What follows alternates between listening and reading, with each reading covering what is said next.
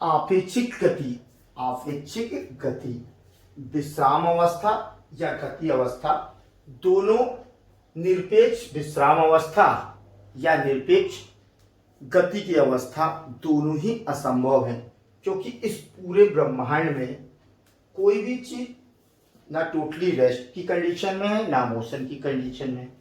तो विश्राम अवस्था और गत्यात्मक अवस्था दोनों ही, विश्राम अवस्था और गत्यात्मक अवस्था दोनों क्या है, आपेक्षिक पद हैं, दोनों आपेक्षिक पद हैं, निरपेक्ष पद नहीं है, एब्सोल्यूट टर्म नहीं है। कहने का मतलब ब्रह्मांड में ऐसी कोई भी चीज नहीं है जो स्थिर हो, जो पूरी तरह से स्थिर हो, जिसके सापेक्ष हम बताएं कि ये स्थिर है तो उसके सापेक्ष हम गतिमान है, या ये वस्तु स्थिर है और उसके सापेक्ष गतिमान माने ये गति अवस्था में है। अब हम जितनी भी बातें करते हैं वो सापेक्षिक बातें करते हैं। जैसे हम पृथ्वी पर जितने भी लोग हैं, पेड़ पौधे, जीव जंतु, इंसान, सारी चीजें, घर, ये सारा का सारा गत्यात्मक अवस्था में है। कब? जब हम इसे किसी अन्य ग्रह से देखते हैं, जब हम किसी अन्य ग्रह से पृथ्वी की चीजों को देखते हैं तो हमें मालूम है कि वहां से पोजीशन बदल रही है। हमने पहले देखा बहुत तेजी से पोजीशन बदल रही है, कि हमें एक शहर दिखा फिर उसका बहुत तेजी से बदल गई। तो जब हम अन्य ग्रहों से देखते हैं तो पृथ्वी की पोजीशन अलग अलग बदलती रहती है। अंतरिक्ष से देखने पे भी हमें समझ में आता है कि पोजीशन तो बदल रही, बस जब पोजीशन बदल रही है मतलब पृथ्वी गति अवस्था में है और पृथ्वी पे समस्त चीजें गत्यात्मक अवस्था में। लेकिन आप जिस घर में रहते हो, आप जिस घर में रहते हो वो घर की स्थिति वहीं की वहीं है।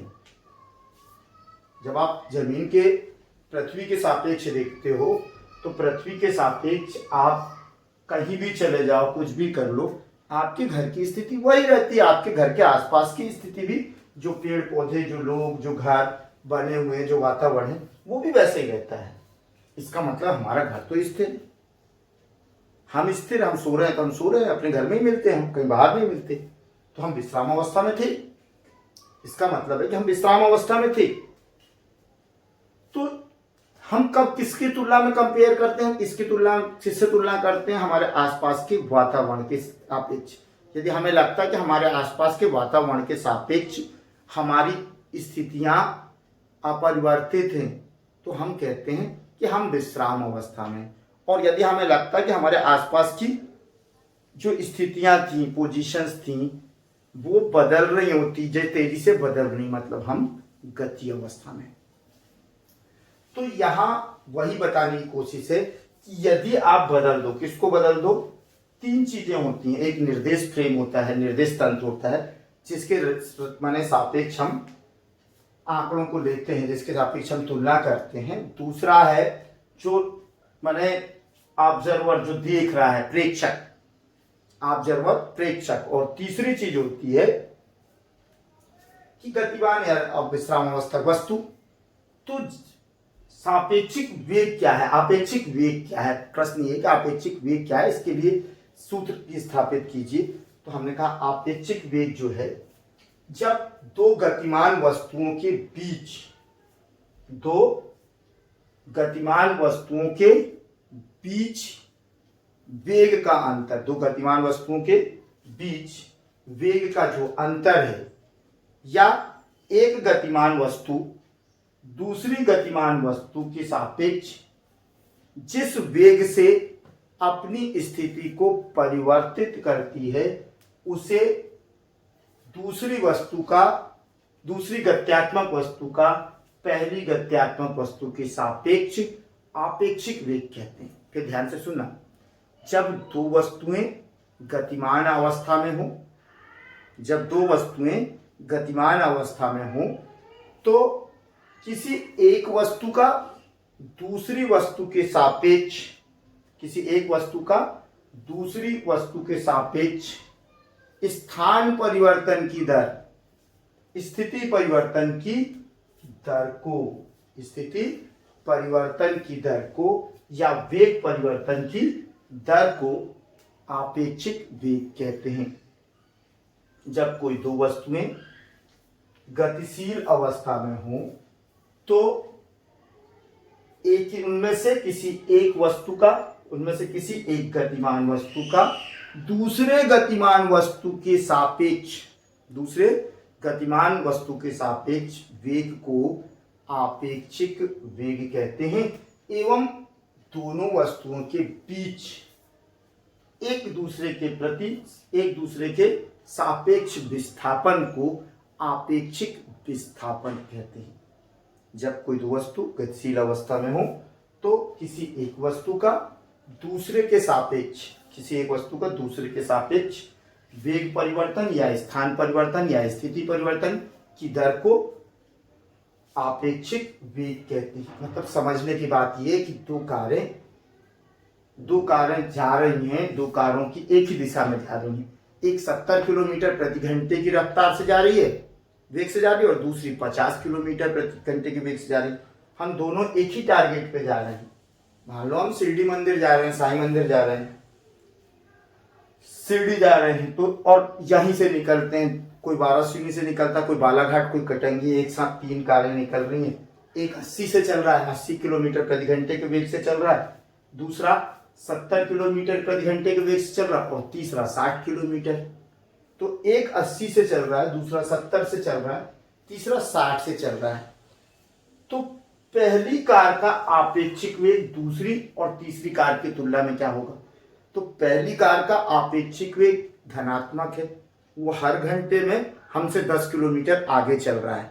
यदि हम दूसरी कार को लगाएं, दूसरी कार जिसमें हम बैठे मान लो, दूसरी कार की स्पीड का पता करें तो दूसरी कार से के आपेक्ष, माने दूसरी कार के सापेक्ष वो हर घंटे 10 किलोमीटर चल रहा है। क्योंकि जब वो 70 चलता है, जब वो 80 चलता है तब ये 70 चल लेता है दूसरा वाला। पहले जब वो 80 चलता है एक घंटे में तो दूसरा वाला कितना चल रहा है? 70 किलोमीटर। तो दोनों के बीच का अंतर कितना रहा? 10 किलोमीटर। दूसरे घंटे में वो फिर 70 चलता है, दूसरे घंटे में फिर 80 चलता है, लेकिन दूसरे घंटे में भी ये 70 ही चलता है। दूसरे घंटे में वो 80 चलता है, ये 70 चलता है। तो क्या रहा? दूसरे घंटे में भी 10 से पीछे हो गए ना, 2 घंटे बाद 20 किलोमीटर के डिफरेंस पे हो गए। 3 घंटे बाद दोनों के बीच का विस्थापन, सापेक्षिक विस्थापन 3 घंटे हो जाएगा, 30 किलोमीटर हो जाएगा। मतलब पहली कार दूसरे की तुलना में 10 किलोमीटर प्रति घंटे के आपेक्षिक वेग से गति कर रही है। और यदि हम तीसरी कार से तुलना करें, तीसरी कार की तुलना में निकालें तो 60 की स्पीड से चल रही है। तो इसका पहली कार का तीसरे के सापेक्ष आपेक्षिक वेग क्या हो गया? 20 किलोमीटर प्रति घंटा। पहली कार का आपेक्षिक वेग किसकी तुलना में? तीसरी की तुलना में 20 किलोमीटर प्रति घंटा हो गया। अब हम तीसरी बात कर लेंगे। दूसरी कार का तीसरी की तुलना में आपेक्षिक वेग क्या होगा? दूसरी कार का आपेक्षिक वेग तीसरी कार की तुलना में 10 किलोमीटर प्रति घंटा है। माने ये मान लिया जाता है कि जिससे हम तुलना कर रहे हैं, यदि हम उसे रेस्ट में मान लें, दोनों गतिशील अवस्था में, दोनों गतिशील अवस्था में है, लेकिन यदि हम जब तुलना करते हैं जिसके सापेक्ष लेते हैं उसे हम रेस्ट में मानते हैं। तो गतिशील अवस्था को भी हम रेस्ट में माने। हमने कहा 10 किलोमीटर प्रति घंटे की रफ्तार से उस कार से हम दूर जा रहे हैं। तो ये है आपेक्षिक वेग। अब समझ में आ गया होगा। अब इसके लिए अपन निकाल लेते हैं क्या सूत्र। मैं बोल हिंदी में रहा हूं, लिखा इंग्लिश में है, लिखना आप लोगों को खुद है, क्योंकि मेरे पास नोट्स लिखने के लिए टाइम नहीं है। हम मान लेते हैं कि लिखना ये है कि माना कि दो गतिशील वस्तुएं, माना कि 2 गतिशील वस्तुएं क्रमशः v1 v2 वेग से एक ही दिशा में, v1 v2 वेग से एक ही दिशा में गतिमान है। हमने कहा माना कि 2 वस्तुएं एक ही दिशा में वेग v1 एवं v2 से गतिमान है, जिनकी प्रारंभिक स्थिति x1 0 समय t इक्वल टू 0 पर, जिनकी प्रारंभिक स्थिति या प्रारंभिक स्थिति निर्देशांक x t इक्वल समय t इक्वल टू 0 पर x1 0 और x2 0 है। 2 बातें मानी हमने। कि मान लेते हैं दो वस्तुएं, दो गतिमान वस्तुएं जिनके वेग क्रमशः v1 और v2 हैं, एक अचर वेग से एक ही दिशा में गतिमान है। समय t इक्वल टू 0 पर पहली वस्तु का स्थिति निर्देशांक x1 0 और दूसरी वस्तु का स्थिति निर्देशांक x2 0 है। तब t समय के उपरांत इनका स्थिति निर्देशांक x1t और x2t हो जाएगा। t समय के उपरांत x1 0 का है, जब t इक्वल टू 0 है, t टाइम के बाद कितना हो जाएगा, t समय के उपरांत x1t और x2t। तो t1 समय के उपरांत इनकी x1t स्थिति माने क्या होगा, प्रारंभिक स्थिति धन v1 वेग से चल रहा है गुणित समय, तो x1t is equal to x10 plus v1t। और दूसरा क्या हो जाएगा, दूसरे गतिशील वस्तु की स्थिति t समय उपरांत x2t बराबर, ये प्रारंभिक स्थिति इसकी x2 0 थी और वो चल कितना चुका, कितनी दूरी तय कर चुका, v2 वेग से चल रहा था, कितने टाइम चल चुका, t टाइम। तो प्रारंभिक स्थिति x2 0 थी, v2 वेग से वो t समय चल चुका है, तो कुल चली गई दूरी हो गई x2t equal to x2 0 plus v2 into t। अब समीकरण 2 से समीकरण 1 को हम घटा देते हैं।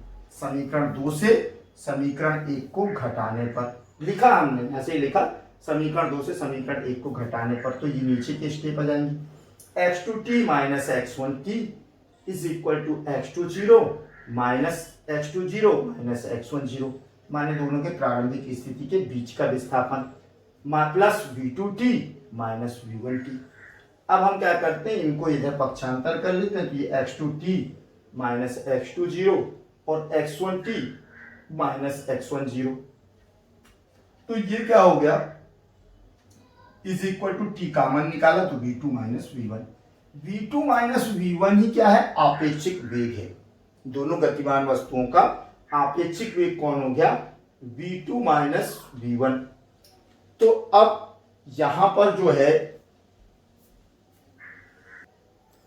इस तरह से ध्यान से देखें, तो x2t माइनस x20 मतलब t समय में दूसरी गतिशील वस्तु के द्वारा चली गई कुल दूरी, कुल विस्थापन ऋण प्रारंभिक विस्थापन।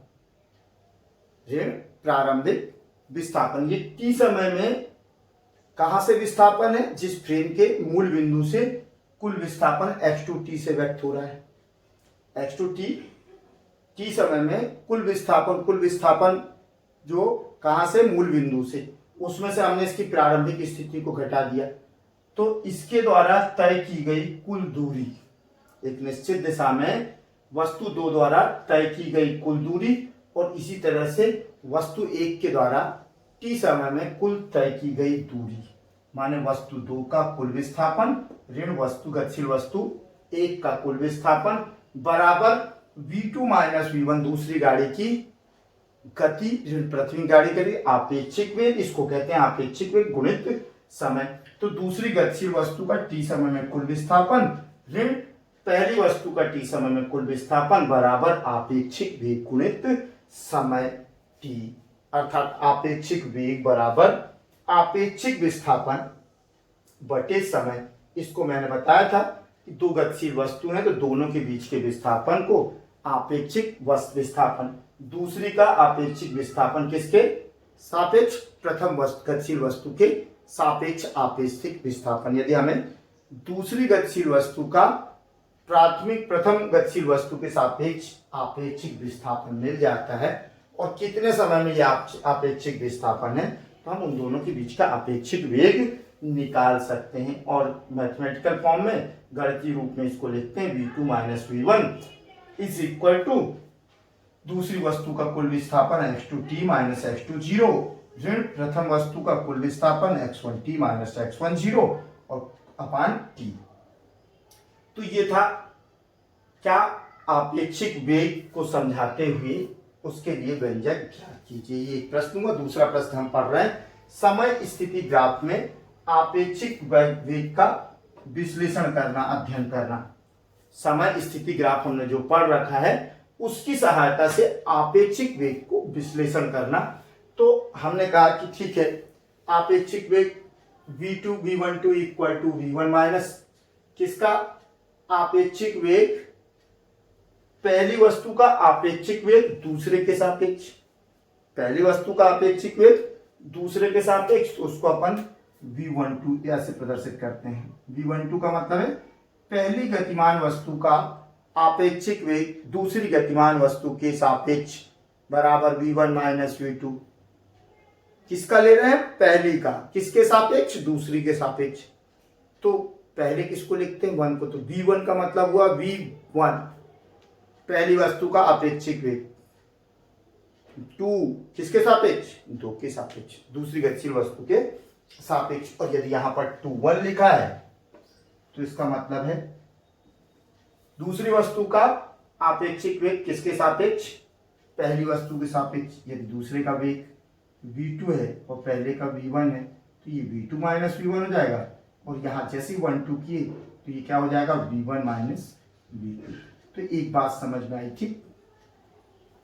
और जो आपेक्षिक वेग होता है पहली वस्तु का दूसरी वस्तु के सापेक्ष, गतिशील वस्तु के सापेक्ष, या दूसरी वस्तु का पहली गतिशील वस्तु के सापेक्ष, आपेक्षिक विस्थापन धनात्मक हो सकता है, शून्य हो सकता है या ऋणात्मक हो सकता है। अब इनका भी मतलब समझ लो, आपेक्षिक वेग का मान धनात्मक, शून्य या ऋणात्मक हो सकता है। धनात्मक कब होगा, तो जब पहली वस्तु, जो मान लो 2 कारें निकली, तो ये पहली कार और दूसरी कार बोल देते हैं इसको हम, पहली कार और दूसरी कार, माने हमारी 2 कारें गतिशील अवस्था में, पहली कार और दूसरी कार। तो पहली कार 70 की स्पीड से बालाघाट की ओर जा रही है और दूसरी कार उसके पीछे, दूसरी कार 50 की स्पीड से जा रही, दोनों एक साथ निकली।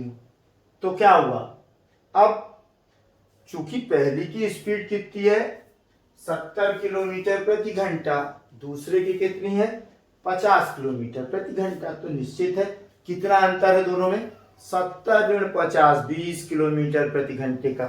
तो आपेक्षिक वेग क्या होता है, हम किसके सापेक्ष, पहली कार किसको माने जो 70 से निकली है, दूसरी कार किसको माने हमने जो 50 किलोमीटर के वेग से चल रही है। तो पहली कार का आपेक्षिक वेग किसके सापेक्ष, दूसरी कार के सापेक्ष। माने यदि दूसरी कार वाला व्यक्ति दूरबीन लगा के देखता है तो उसको समझ में आएगा कि पहले घंटे में हम 20 किलोमीटर पीछे हैं, पहले वालों से कितना पीछे हैं, 1 घंटे में 20 किलोमीटर पीछे हैं। दोनों ही स्थितियां बदल रहे हैं, पहली कार भी बदल रही और दूसरी भी स्थिति बदल रही, लेकिन दोनों कार एक दूसरे के सापेक्ष अपनी स्थिति किस दर से बदल रहे हैं, 20 किलोमीटर प्रति घंटे की दर से। तो यहाँ आपेक्षिक वेग धनात्मक है। लेकिन यदि हम थोड़ा सा उल्टा करते हैं, हम कहें कि दूसरी कार का आपेक्षिक वेग, दूसरी कार मतलब जिसका वेग 50 किलोमीटर प्रति घंटा है, उसका वेग पहले कार की तुलना में जिसका वेग 70 किलोमीटर है, तो आपेक्षिक वेग -20 किलोमीटर होगा। 50 ऋण 70 पहली कार का वेग ऋण दूसरी, तो आपेक्षिक वेग दूसरी कार की तुलना में पहली कार का आपेक्षिक वेग ऋणात्मक है, जो कि -20 किलोमीटर प्रति आवर है, प्रति घंटा है। और यदि दोनों की स्पीड सेम हो, दोनों की वेलोसिटी सेम हो, तो मान लो एक 5 मिनट पहले गई है या अपने से 2 किलोमीटर आगे गई है, 2 किलोमीटर एक गाड़ी अपने से आगे थी, एक पीछे थी, दोनों एक ही समय पे शुरू होते हैं और दोनों समान गति से, समान स्पीड और सेम डायरेक्शन में चलते हैं, तो क्या होगा, उनके बीच आपेक्षिक वेग v2 v1 दोनों बराबर है, तो 0 हो गया, आपेक्षिक वेग 0 रहेगा। लेकिन इनके बीच जो आपेक्षिक विस्थापन है वो हमेशा किसके बराबर होगा, प्रारंभिक विस्थापन के बराबर होगा। इन्हीं 3 स्थितियों को हमने समय स्थिति ग्राफ में बनाया है। पहली स्थिति, समय और स्थिति के बीच पहला खींचा गया ग्राफ, कि हमने माना कि 2 गतिशील वस्तुएं, पहली की स्थिति निर्देशांक x1 0, दूसरी के x2 0 है। माना प्रारंभिक अवस्था में इनका विस्थापन x1 0 और x2 0 है, और दोनों एक ही दिशा में समान वेग से जाती हैं। जब वो समान वेग से जाएंगे तो उनका एक्स ग्राफ जो है उसका एक्स अक्ष की धनात्मक दिशा से झुकाव एक समान होगा। और जब झुकाव एक समान होगा, क्यों होगा झुकाव एक समान? क्योंकि इनके वेग बराबर है। झुकाव जो है टेन थीटा, एक्स ग्राफ का टेन थीटा झुकाव वेग को व्यक्त करता है। तो यहाँ वेग एक समान है, इसलिए थीटा एक समान है। और इनके बीच का प्रारंभिक विस्थापन, इनके बीच का टी समय के उपरांत विस्थापन प्रारंभिक आपेक्षिक विस्थापन के बराबर होगा। अर्थात टी टाइम बाद ये कितनी गति करेगी? देखो यहां पर x10 प्लस v1t और v2t बराबर है, क्योंकि v1 वेग से दोनों के वेग बराबर है, दोनों समान समय चल चुके हैं, तो v1t v2t बराबर है। अब अंतर कहाँ है? ये x1 0 पे था, ये x2 0 पे था, तो t समय के उपरांत इनका विस्थापन क्या हो जाएगा? x2 0 minus x1 0। प्रारंभ समय में इनका विस्थापन कितना है? इनके बीच का आपेक्षिक विस्थापन x2 0 माइनस x1 0।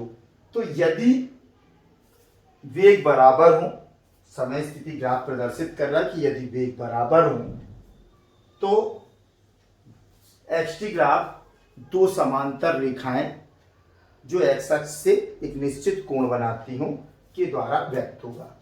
यदि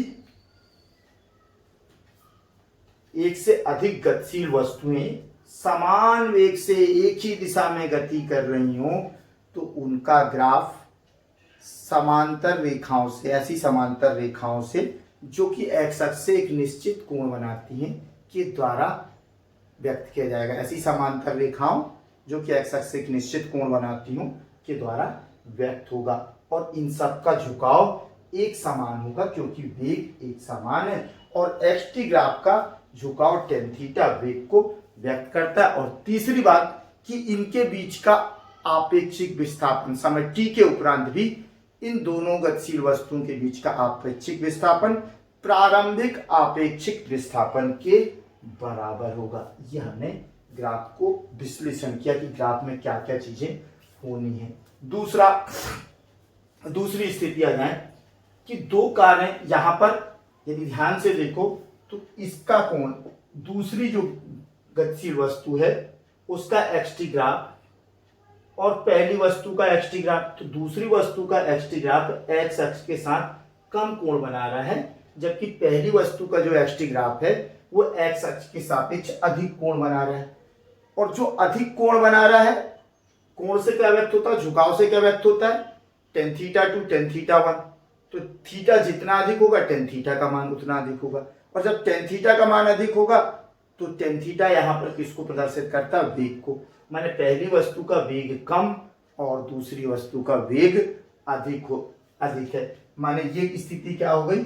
जब v2 is greater than v1, जब v2 is greater than v1, जब दूसरी का माने कार का वेग, दूसरी गतिशील वस्तु का वेग प्रथम गतिशील वस्तु के वेग से अधिक हो तो आपेक्षिक वेग धनात्मक होगा।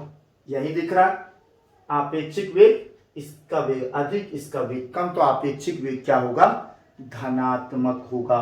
और इनके बीच का विस्थापन, इनके बीच का आपेक्षिक विस्थापन आपेक्षिक वेग गुणित समय के बराबर होगा। इनके बीच का आपेक्षिक विस्थापन आपेक्षिक वेग गुणित समय के बराबर होगा, जो कि प्रति सेकंड v2 माइनस v1 से क्या होते जाएगा? बढ़ते जाएगा। ये दूसरी स्थिति थी। तीसरी स्थिति, जब कोई माने प्रथम वस्तु का आपेक्षिक वेग द्वितीय की तुलना में अधिक हो, अर्थात v1 is greater than v2। यदि प्रथम वस्तु का आपेक्षिक वेग द्वितीय से अधिक हो, हम आपेक्षिक वेग किसके सापेक्ष निकाल रहे हैं? हर स्थिति में दूसरे के सापेक्ष। तो ऐसी स्थिति में दूसरी वस्तु का प्रथम वस्तु के सापेक्ष आपेक्षिक वेग ऋणात्मक होगा। दूसरी वस्तु का आपेक्षिक वेग प्रथम वस्तु की तुलना में ऋणात्मक होगा, क्योंकि v1 v2 से ज्यादा है और v2 minus v1, v1 v2 से ज्यादा है तो दूसरी वस्तु का प्रथम वस्तु के सापेक्ष आपेक्षिक विस्थापन क्या होगा, ऋणात्मक होगा, क्योंकि V2 छोटा है और V1 बड़ा है। V2 छोटा और V1 बड़ा है, तो V1 में से V2 में से V1 घटाएंगे तो ऋणात्मक होगा, ऋणात्मक होगा। और प्रथम वस्तु जो है, प्रथम वस्तु की गति अधिक है, चूंकि दूसरी वस्तु के सापेक्ष प्रथम का विस्थापन, प्रथम का आपेक्षिक वेग ऋणात्मक है, जिसके कारण आपेक्षिक विस्थापन, दोनों के बीच का आपेक्षिक विस्थापन, यदि इनकी प्रारंभिक स्थितियां अलग अलग हैं तो दोनों के बीच का आपेक्षिक विस्थापन पहले तो कम होगा, दोनों के बीच का आपेक्षिक विस्थापन पहले कम होते होते शून्य तक पहुंचेगा, और जैसे ही ये शून्य पे पहुंचेगा उसके बाद आपेक्षिक विस्थापन में वृद्धि होने लगती है। यहां देख रहे हो, पहले दोनों के बीच का आपेक्षिक विस्थापन स्टार्टिंग में कितना, x2 0 माइनस x1 0, दोनों गतिशील हुई, पहले का वेग अधिक है दूसरे की तुलना में। अब इनका जैसे जैसे टाइम बढ़ रहा है आपेक्षिक विस्थापन क्या होते जा रहा है, आपेक्षिक विस्थापन इनका कम होते जा रहा है, दोनों के बीच का अंतर कम होते जा रहा है। और इस बिंदु पर आकर, इसको नाम दे देता हूं, मान लो P बिंदु पर आकर दोनों का विस्थापन, आपेक्षिक विस्थापन शून्य हो गया, और इसके बाद पहली कार आगे निकल गई और दूसरी पीछे हो गई, तो इनका आपेक्षिक विस्थापन बढ़ने लगता है। पहले आपेक्षिक विस्थापन में कमी आती है, एक समय के बाद आपेक्षिक विस्थापन शून्य हो जाता है, और फिर आपेक्षिक विस्थापन तेजी से बढ़ने लगता है, और इसमें आपेक्षिक वेग ऋणात्मक होता है। तो ये तुम्हारा पूरा हो गया विश्लेषण समय स्थिति ग्राफ का तीनों स्थितियों में। ओके।